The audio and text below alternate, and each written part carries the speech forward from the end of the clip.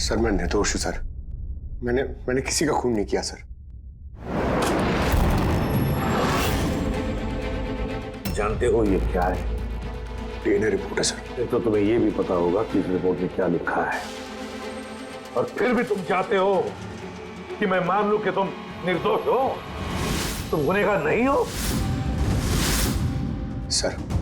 Sir आपने हमेशा हमें यह सिखाया सर कि सच से बड़ा दुनिया में कुछ भी नहीं है सर। इस केस की भी यही सच्चाई है सर। मैंने किसी का खून नहीं किया सर, मैं सच कह रहा हूं। अगर तुमने खून नहीं किया है तो फिर तुम्हारा खून उस हथियार पे कैसे पंकज? मुझे नहीं पता सर। कैसे नहीं पता तुम्हें? हा?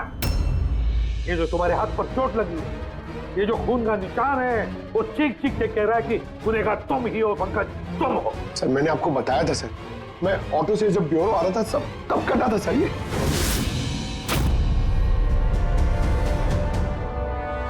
सर ये भी हो सकता है कि कोई पंकज को फंसाने की कोशिश कर रहा हो।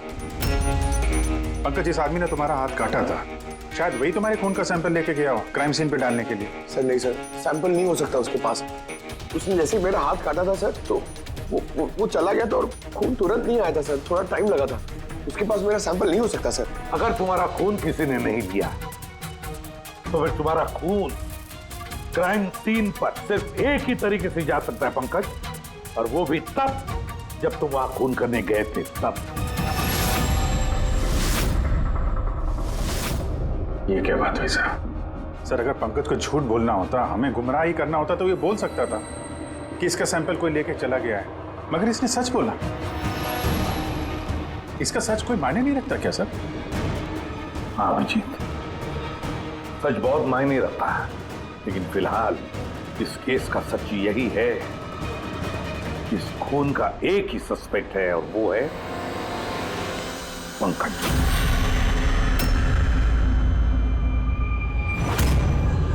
मैं तुम्हें सीआईडी से सस्पेंड कर रहा हूं। सर मेरा यकीन कीजिए सर, मैं सच कह रहा हूं। मैंने खून नहीं किया, मुझे मेरे पिताजी की कसम है सर। पंकज, तुम्हारी गन और बैच। सर एक बेटा अपने पिता के श्राद्ध के दिन उसकी झूठी कसम कैसे खा सकता है सर? मैंने तुमसे नहीं पूछा फ्रेडी। गन और बैच।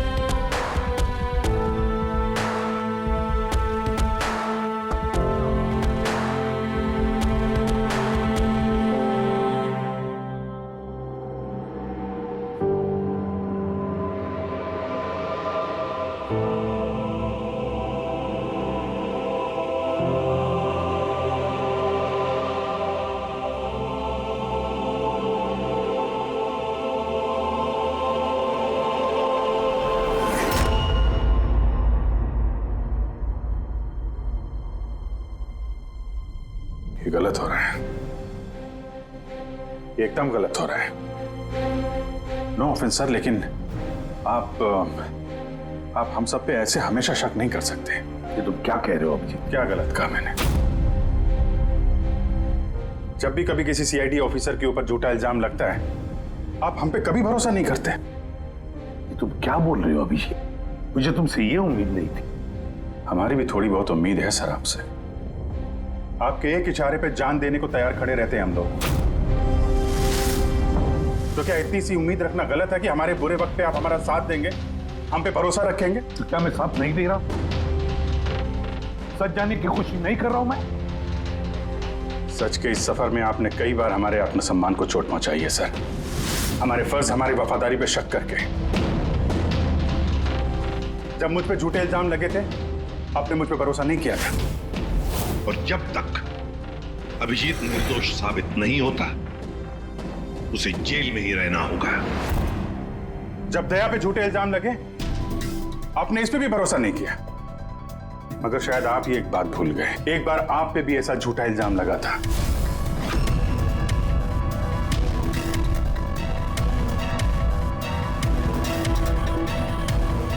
उस वक्त हम में से किसी ने भी आप पे शक नहीं किया था, बल्कि एक मजबूत दीवार बनकर सामने डटे खड़े रहे थे ताकि आपके ऊपर आंच ना आ सके।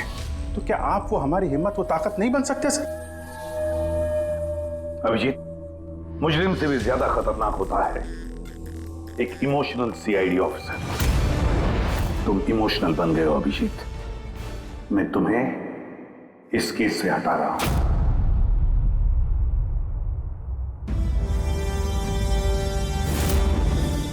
दया, पूर्वी, अब से पंकज की केस तुम दोनों इन्वेस्टिगेट करोगे, सिर्फ और सिर्फ तुम दोनों। ठीक है सर। अब आपको मुझ पे इतना भी भरोसा नहीं रहा कि मैं इस केस को न्यूट्रल तरीके से देख पाऊंगा भी या नहीं। इतने साल की ड्यूटी का ऐसा मेडल तो किस्मत वालों को मिलता है। Thank you sir.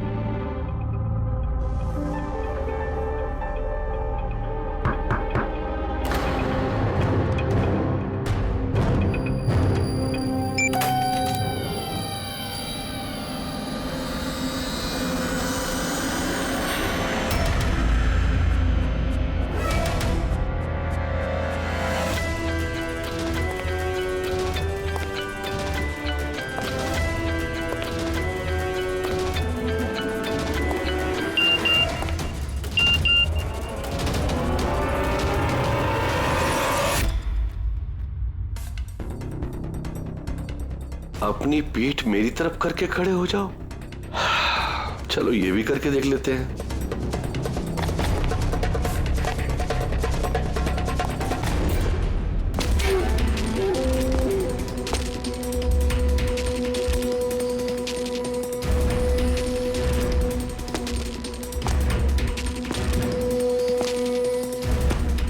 आप आ गए सर? मैं आप ही का इंतजार कर रहा था। आप देखिए वहां फाइल पड़ी है, उसमें पूरा फाइनेंशियल प्लान पड़ा हुआ है और मुझे पूरा यकीन है कि आपको बहुत पसंद आएगा।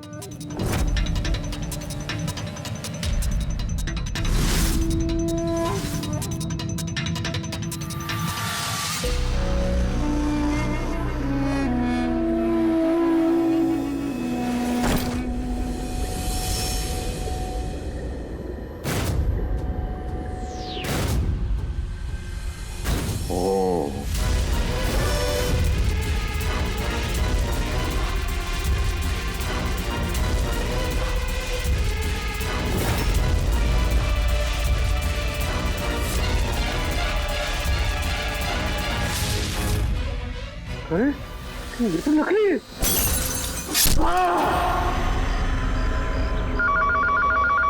Hello ACP Pradyuman here. What? कब? अच्छा ठीक है।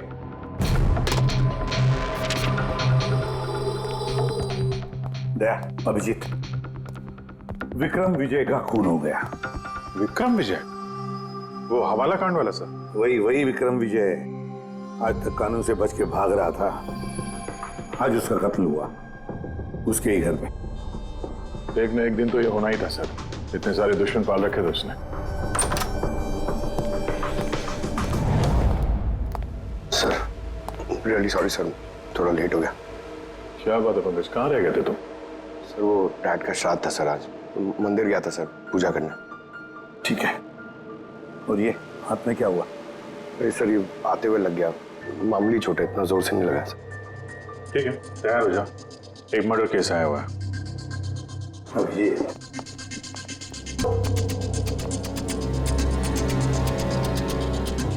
किसका मर्डर हुआ बोले? विक्रम विजय का।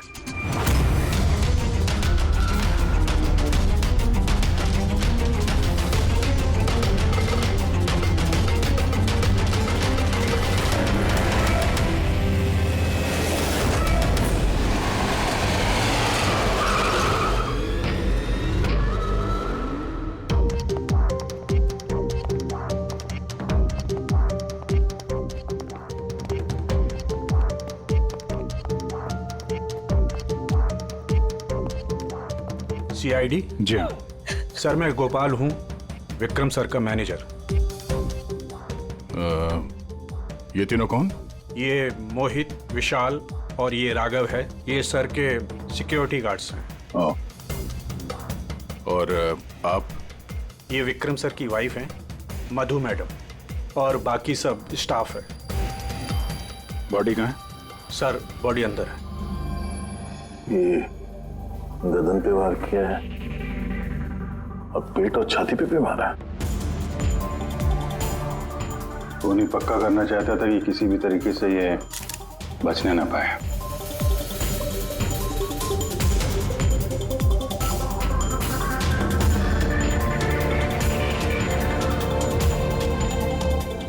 लगता है इससे हमला किया है इस पे।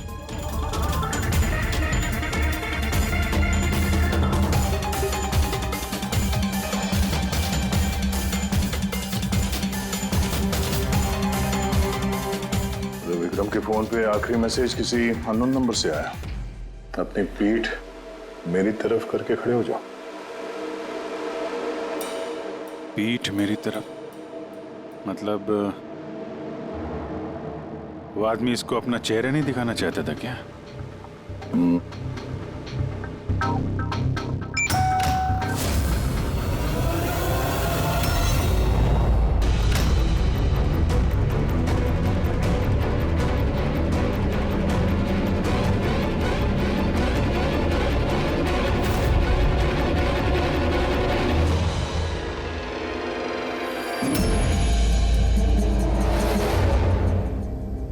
ये देखिए सर, फुलदान में से मुझे क्या मिला है? Audio recording device. Audio recording device? इस कमरे में जो भी बात हो रही थी वो कोई सुन रहा था। आप उससे पहले मिले थे? नहीं सर, उसने कॉल किया था और वो भी प्राइवेट नंबर से।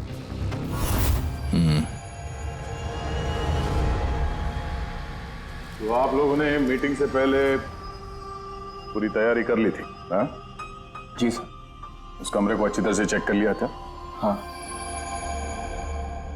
तो फिर ये ऑडियो की रिकॉर्डिंग डिवाइस ये कमरे में कैसे पहुंची? सर ये कहाँ से आया? फ्लावर में। फ्लावर पॉट में?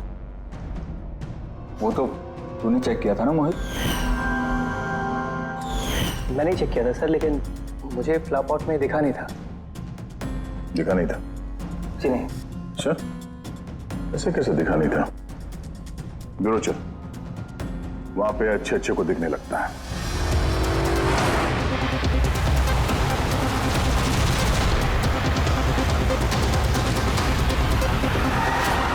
मोहित पे नजर रखना। गोली में चलाना। कैलाश सर आप? कौन है ये? सीबीआई ऑफिसर हैं कैलाश जी। कैसे सर? बढ़िया। क्या बात है सर, आपने अचानक रास्ता रोक लिया? अभिजीत, मुझे वो आदमी चाहिए जो तुम्हारी सीआईडी की गाड़ी में बैठा है। मोहित।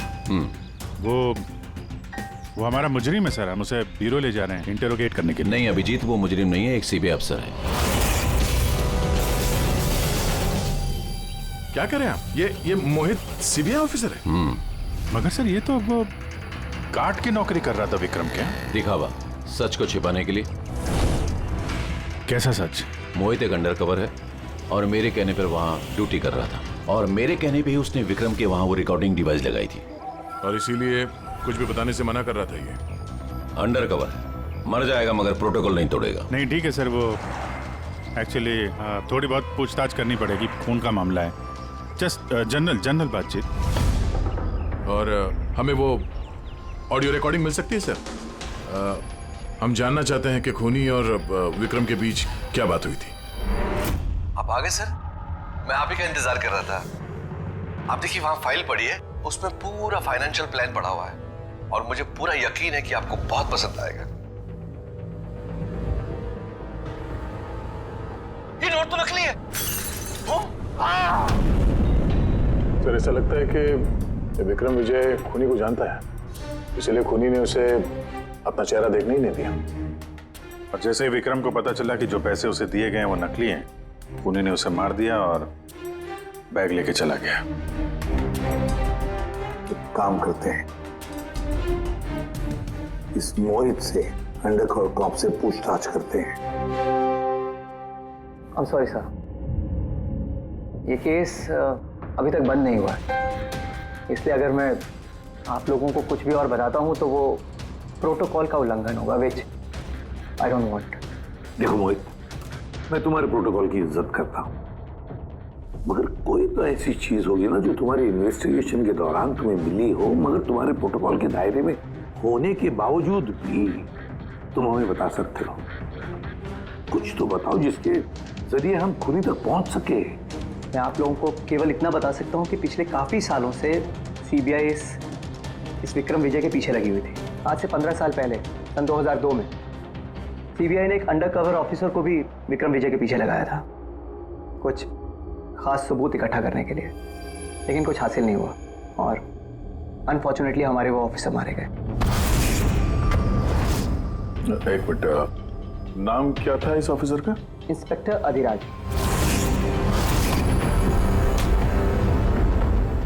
इंस्पेक्टर अधिराज। इस बोतल पे जो खून है, इस खून में विक्रम की डीएनए के अलावा किसी और का भी डीएनए। विक्रम के डीएनए के अलावा किसी और का भी डीएनए है? तेरे कहने का मतलब है कोई और भी था? कौन था सालुंखे? तो अपने क्रिमिनल डाटाबेस में कंपेयर करके देखा, मैच करके देखा तूने? उसकी जरूरत नहीं पड़ी। जरूरत नहीं पड़ी का क्या मतलब है सालुंखे? किसका डीएनए है वो? वो डीएनए पंकज का है। What? वो डीएनए पंकज का है? हमारे पंकज का? हमारे पंकज का। यार ये कैसे हो सकता है? CID officer Pankaj, CID officer Pankaj खून कर सकता है? हमारा एक ऑफिसर खूनी है। लेकिन सर पंकज खून क्यों करेगा? वही तो,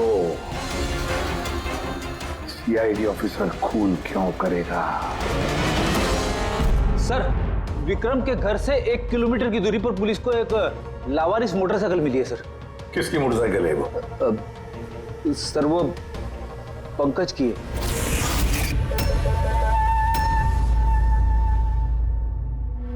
लगा मुझे। क्या मतलब? पंकज की बाइक पड़ी है वहां पे और आप लोगों को हैरानी नहीं हुई?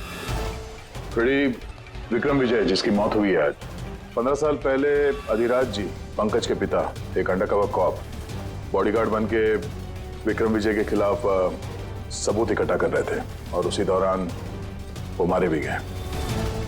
मतलब सर पंकज को ये लगता है कि उसके पिताजी की मौत के पीछे विक्रम विजय का हाथ था और इसीलिए उसने अपने पिताजी की मौत का बदला लेने के लिए।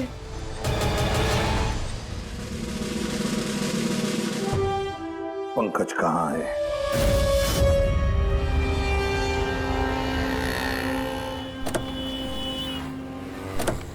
अरे सर, आप लोग? यही सवाल तो हम भी तुमसे पूछने वाले थे। तुम यहाँ क्या कर रहे हो? तुम तो बीमार थे ना? अरे सर, बाइक चोरी हो गई थी मेरी। ये सामने पुलिस स्टेशन में रिपोर्ट लिखाने आया था। ये देखिए। हमें पता है तुम्हारी बाइक कहाँ है। आप लोगों को कैसे पता सर? तुम्हारी बाइक विक्रम विजय के घर के पास मिली है। वही विक्रम विजय जो तुम्हारे पिता का खूनी है। जब ब्यूरो में एसीपी साहब ने बताया कि विक्रम विजय का खून हुआ है, तो तुम्हें पता था ना कि वही विक्रम विजय है? हाँ सर। अरे तो ब्यूरो में क्यों नहीं बताया तुमने? तुम्हें बताना चाहिए था ना कि विक्रम विजय तुम्हारे पिता का खूनी है। सर, डैड का श्राद्ध था सर। मंदिर से ब्यूरो आ रहा था, उनके बारे में सोच रहा था, ये न्यूज आ गई। एकदम हिल गया था सर, समझ में नहीं आ रहा था क्या करूं। और ये हाथ जो तुम्हारा कटा हुआ है, एग्जैक्टली हुआ क्या था? सर, ये तो जब मैं मंदिर से ऑटो पकड़ के आ रहा था,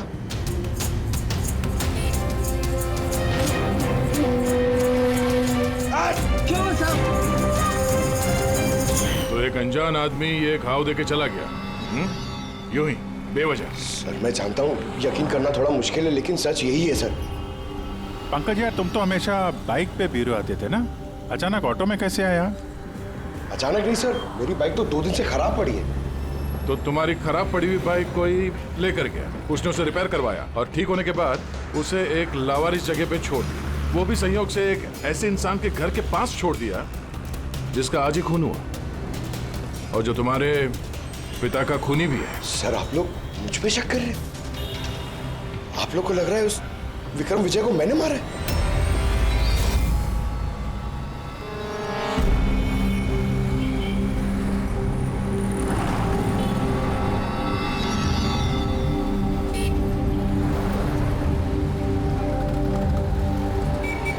अगर ये पंकज अपने घर से विक्रम के घर पे गया होगा तो वो यहाँ इस जंक्शन से गुजरा होगा।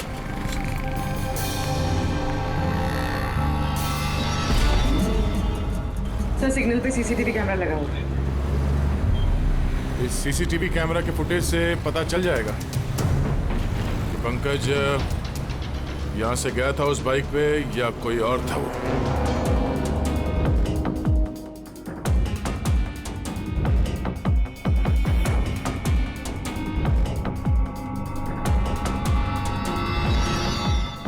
एक मिनट रिवाइंड करना, पॉज कर। सर, ये देखिए, कि पंकज की तरह नहीं लग रहा है।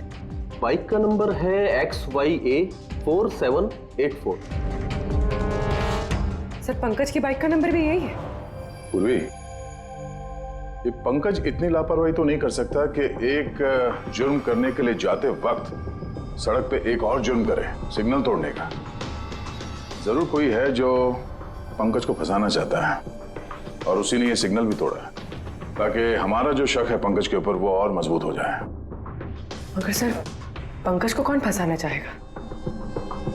शायद इसका कोई पुराना दुश्मन। सर, मेरा ऐसा कोई पुराना दुश्मन नहीं है जो मुझे फंसाने के लिए ऐसी साजिश रचेगा। सर, पंकज, दिमाग पर जोर डालो, कोई तो होगा। नहीं सर, अगर तुम्हारा कोई दुश्मन नहीं है तो फिर ये खून तुमने ही किया है। तुमने अपने पिताजी की मौत का बदला लेने के लिए, और वो भी उनकी बरसी के दिन। सर, मेरा बदला लेने की कोई मेंटालिटी नहीं है सर। मैं खूनी नहीं हूं सर, मैं एक सीआईडी ऑफिसर हूं। जहां तक पिताजी की बात है सर, मैंने तो उन्हें ठीक से देखा भी नहीं। सर, मुझे तो ऐसा कुछ याद भी नहीं है जो उन्होंने हमारे साथ कोई अच्छा टाइम स्पेंड किया हो या हमारे साथ रहे हो। सर, उन्हें तो फर्क भी नहीं पड़ता होगा कि उनका कोई बेटा है जिसे उनकी जरूरत भी है। सर, मतलब तुम्हारे पिताजी के साथ तुम्हारे संबंध अच्छे नहीं थे? सर, वो एक अंडरकवर कॉप थे सर। वो ज्यादातर अपने काम में ही बिजी रहते थे। घर गृहस्थी, परिवार, बच्चे, उनसे उनका कोई लेना देना नहीं था सर। ये तो सिर्फ मेरी माँ ने पाला है सर। लेकिन फिर भी पंकज, तुम्हारी अपनी पिताजी के साथ कुछ ना कुछ तो यादें जुड़ी होंगी ना? कुछ भी? बस सर थोड़ा सा याद है मुझे सर, मुझे मेले में ले जाते थे सर वो, मगर मेले में ले जाने से पहले सर वो मुझे हॉस्पिटल ले जाते थे हमेशा। हॉस्पिटल में? वो क्यों? शायद बचपन में वो बहुत बीमार रहता था और वो हॉस्पिटल ले जाते थे और मुझे बहुत दर्द होता था सर। दर्द? पंकज, कहाँ दर्द होता था? सर पीठ में, यहाँ पे सर। पीठ में? पंकज, डॉक्टर क्या करते थे पीठ में? नहीं सर, ऐसा कुछ याद नहीं आ रहा सर। याद करो पंकज, याद करो। सोचो क्या करते थे? तुम्हारी पीठ में इंजेक्शन लगाते थे या पीठ में से खून निकालते थे? क्या करते थे? याद करो। Sir sir sir drill machine से कुछ करते थे सर हॉस्पिटल में। क्या कहा? ड्रिल मशीन से? और उसके बाद तुम्हें पीठ में दर्द होता था? बहुत दर्द होता था सर, मैं हफ्तों तक सीधे बैठ भी नहीं पाता था। और फिर घर जाने के बाद तुम्हें नींद सी आती थी, कुछ अजीब सा लगता था, चक्कर आता था? हाँ सर। सर मेले में भी जब मैं घूमने जाता था तो नींद में ही रहता था सर, ऐसे चक्कर आते रहते थे सर बस। लेकिन सर इस बात का इस केस से क्या लेना देना? लेना देना है बॉस। मुझे लगता है इसके पिताजी ने इसकी बहुत छोटी उम्र में इसका बोन मैरो डोनेट करवा दिया था। लेकिन सर बच्चों का बोन मैरो डोनेट करवाना तो गैर कानूनी है ना? गैर कानूनी है, लेकिन मुझे लगता है बॉस पैसे की वजह से या किसी भी और वजह से उस डॉक्टर ने इसके पिताजी के लिए ये सब कुछ किया था। वो ठीक है सर, लेकिन मेरी समझ में अभी भी ये नहीं आ रहा है कि इस बात का इस केस से क्या कनेक्शन है? कनेक्शन ऐसे है पूर्वी कि कई बार जब बोन मैरो डोनेट किया जाता है तो जिसे बोन मैरो डोनेट किया जा रहा है उस व्यक्ति को ह्यूमन काइमेरिज्म हो जाता है। ह्यूमन काइमेरिज्म? ये क्या है सानकू साहब? यूं समझो कि जिस व्यक्ति को बोन मैरो डोनेट किया जा रहा है उस व्यक्ति के शरीर में 2 डीएनए पैदा हो जाते हैं। एक डीएनए वो जो उसका खुद का है ओरिजिनल, और दूसरा डीएनए वो जो बोन मैरो जिसका ट्रांसप्लांट हुआ है उसका। इसका मतलब है सर पंकज का बोन मैरो जिसे मिला शायद उसके खून में भी ये पंकज का डीएनए शामिल है। Exactly that. बस मुझे लगता है कोई बहुत ही खास होगा वो जिसके लिए पंकज के पिताजी ने ये सब कुछ किया। कोई ऐसा खास आदमी जो पंकज के पिताजी इंस्पेक्टर अधिराज के बहुत ही करीब था और उसकी मौत का बदला लेने के लिए उसने ये खून कर डाला। पर कौन?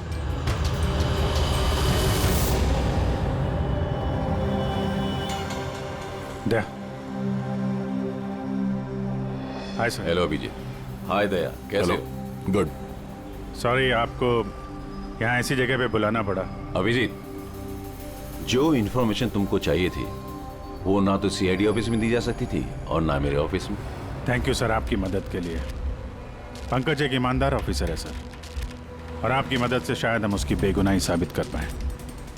अभिजीत, तुम्हें याद है एक खतरनाक मुजरिम था राका, उसको पकड़ने में तुमने मेरी मदद की थी, तो समझ लो मैं उसी का बदला चुका रहा हूं। दोस्ती में बदले नहीं चुकाए जाते सर। एक्चुअली हमें पंकज के पिता इंस्पेक्टर अधिराज जी के बारे में जानकारी चाहिए, जितनी भी आप दे सकें। आपने काम किया है ना इंस्पेक्टर अधिराज के साथ? हाँ दया, अधिराज बहुत ही ईमानदार अफसर था और बहादुर भी। मुझे तो ये कहने में गर्व होता है कि हमने एक साथ काम किया। सर एक्चुअली हमें ये पता करना था कि उनके अंडरकवर मिशन के दौरान उनके कभी किसी से कोई खास रिश्ते बने थे? I mean, कोई नया परिवार, ऐसा कुछ? अभिजीत, ये जो अंडरकवर की दोहरी जिंदगी होती है, मुश्किल होता है जीना। एक पुलिस वाला भी तो इंसान ही होता है ना, और उसे भी वो चौकट कभी कभी नहीं लगनी चाहिए जो वो लांग गए। मतलब उनको भी किसी से प्यार हुआ था? उनका कोई दूसरा परिवार भी था? हाँ, अधिराज की दूसरी पत्नी बच्चे को जन्म देने के बाद गुजर गई। ओह, और अधिराज जी की मौत के बाद इस दूसरे बच्चे का क्या हुआ? ये राज हमेशा राज ही बना रहा कि अधिराज ने उस दूसरे बच्चे को कहाँ रखा, कैसे पाला, और वो बच्चा कहाँ गया, कभी किसी को नहीं मिला। और ये जो बच्चा है दूसरी शादी से, क्या उम्र रही होगी उसकी? ये पंकज से कोई 2-3 साल बड़ा होगा। शादी पंकज की माँ से पहले हुई थी, पर बच्चा दूसरी बीवी से पहले हुआ था। शायद उसे कोई बीमारी होगी जिसकी वजह से अधिराज जी ने पंकज का बोन मैरो उसे दिलवाया होगा। और अपने पिता की मौत का बदला लेने के लिए खून शायद पंकज के सौतेले भाई नहीं किया है। पर अब सवाल ये उठता है कि पंकज का ये सौतेला भाई है कौन और अभी कहाँ है? मुझे कुछ अंदाजा हो रहा है कि क्या हुआ होगा उसके साथ। कैलाश जी, हमें एक मदद और चाहिए। इस अंडर कवर मिशन के दौरान और कौन कौन लोग थे आपके साथ, उन सब की जानकारी चाहिए, और अधिराज जी की पूरी कुंडली भी। अभिजीत, ये जरा मुश्किल होगा। जानता हूं सर, ये थोड़ा मुश्किल है, लेकिन किसी की बेगुनाही साबित करनी है, और आप यकीन रखिए ये सारी इंफॉर्मेशन हमारे बीच में रहेगी, बस। ओके। अरे यार, और कितना इंतजार करना पड़ेगा? ये लोग टाइम पे आते क्यों नहीं?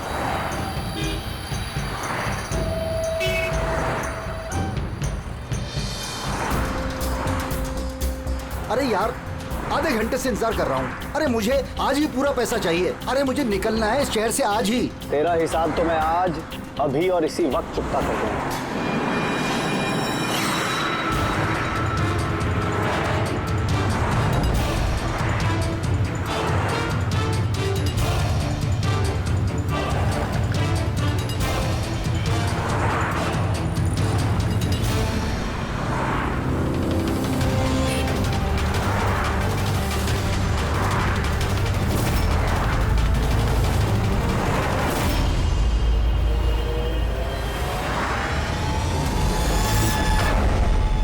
तेरा अकाउंट सीआईडी बंद करेगी। ये सर के सिक्योरिटी गार्ड्स हैं। नहीं अभिजीत, तो मुजरिम नहीं है, एक सीबीआई अफसर है।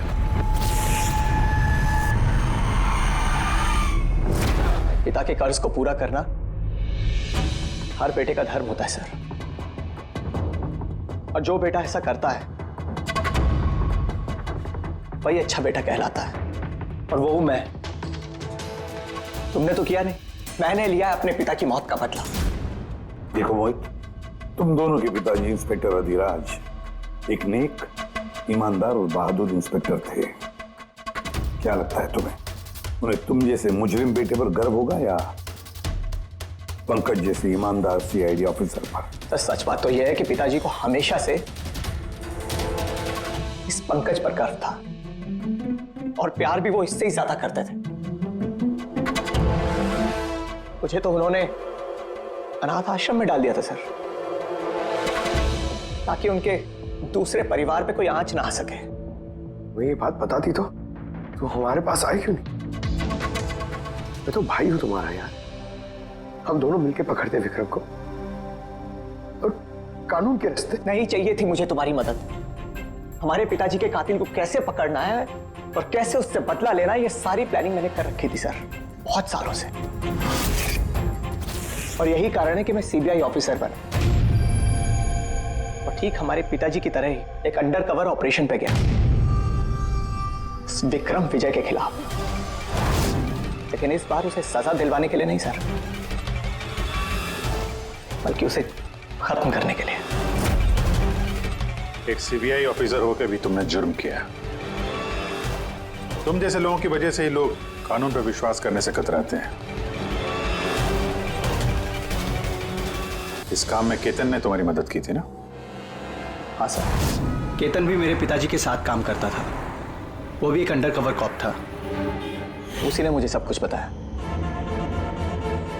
और उसके बताने से ही मुझे पता चला कि बचपन में मेरा एक ऑपरेशन भी हुआ था। और जब तुम्हें पता चला कि तुम्हारे खून में 2 डीएनए, एक तुम्हारा दूसरा मेरा, तो तुमने खून करके मुझे ही फंसा दिया। हाँ, और इसीलिए मैंने अपना खून बहाकर उस हथियार पे डाल दिया था। और उसके बाद तुम्हारा हाथ काटा, ताकि एक तीर से दो निशाने लग जाए। मेरे दोनों दुश्मन, हमारे पिताजी का कातिल वो विक्रम विजय। हेलो कैलाश सर, सर मैंने विक्रम विजय के रूम में ऑडियो डिवाइस लगा दिया।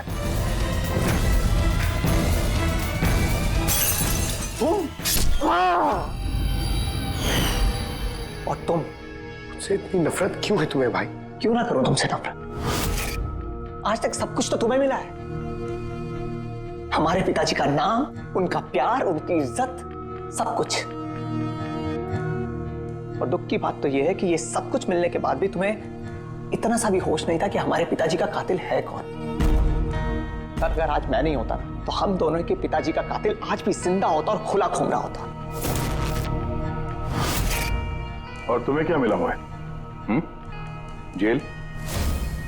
और खून करके तुम्हारे पिताजी को क्या मिला मरने के बाद? शर्मिंदगी? सर एक बात पूछ सकता हूं आपसे? आप लोग मुझ तक पहुंचे कैसे? क्योंकि मैंने कोई कसर नहीं छोड़ी थी सारे सबूत पंकज के खिलाफ करने में। मोहित, हम जानते थे कि पंकज ऐसा कभी नहीं करेगा। और रही बात तुम तक पहुंचने की, जब हमें 2 डीएनए के बारे में पता चला तो हमने तुम्हारे पिताजी इंस्पेक्टर अधिराज का बैकग्राउंड चेक किया। उसमें हमें पता चला कि उनका और भी एक बेटा है, तुम। और फिर बस हमने उस बेटे की पूरी कुंडली निकाली, मतलब तुम्हारी। और फिर सारा मामला समझ में आ गया। बहुत गलत किया तुमने मोहित, बहुत गलत किया। कानून तुम्हें कड़ी से कड़ी सजा देगा, शायद उम्र कैद या फांसी।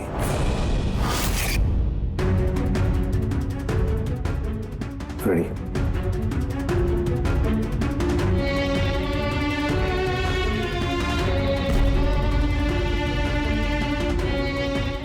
Ready sir.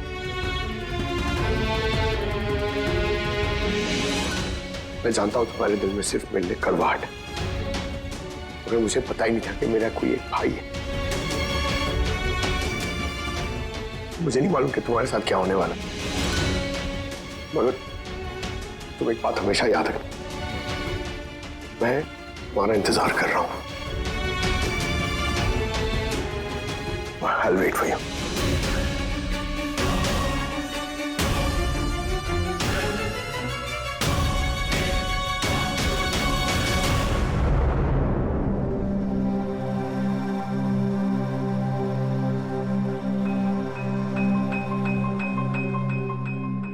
पंकज, देखो, तुम्हारे में ये जो अच्छाई है ना, इसे कायम जिंदा रखना, कायम। Welcome back to CID. Thank you sir. Sir, I am sorry sir. आप सही कह रहे थे। इमोशनल होके मैं कुछ जरूरत से ज्यादा ही बोल गया सर। I am sorry.